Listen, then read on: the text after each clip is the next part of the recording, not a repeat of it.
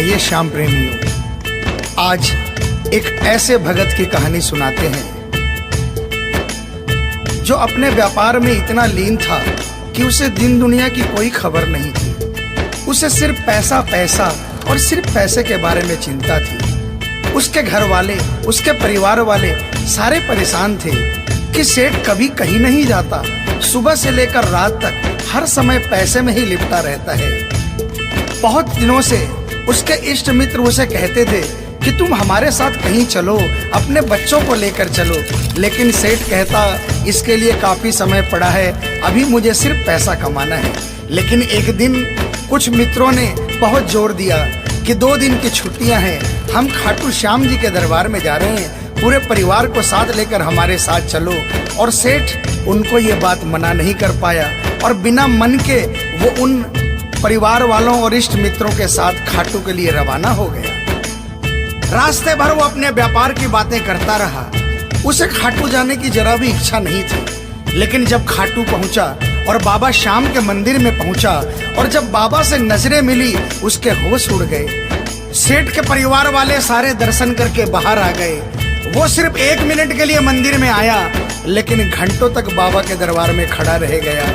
उसको होश नहीं रहा और वो बाबा की तरफ देखकर आंखें बंद करके आंसुओं की धार बहती रही और वो बाबा से मन ही मन बातें करता रहा। जब परिवार वालों ने उसे कहा कि अब चलना है, तो सेठ ने बाबा से कहा, प्रभु मुझे अब हर महीने 11 को अपने दरबार में बुलाओ। और ये कह करके वो बाबा के दरबार से वापस अपने घर को आ गया। 15 दिन बाद 11 आई। सेठ बहुत से लोगों को लेकर अपने साथ बाबा के दरबार में गया। ऐसे हर 11 को वो खाटू जाने लगा।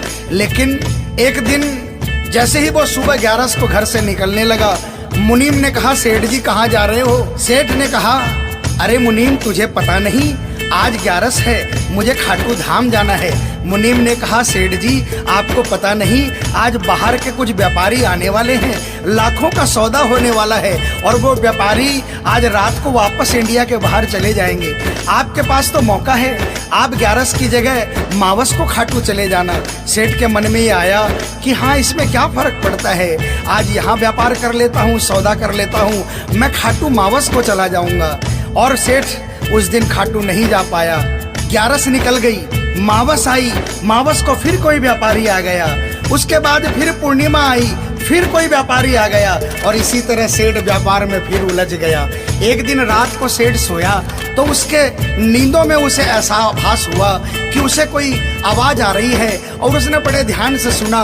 उसे लगा खाटू वाले श्याम बाबा उसे कह रहे हैं, वाह रे सेठ, मैंने तो सोचा था कि मेरे दरबार में कोई बहुत बड़ा भूला भटका भगत आया है, लेकिन मुझे क्या पता था कि कोई भगत नहीं, एक सौदागर आया है और मुझसे सौदा करके चला गया।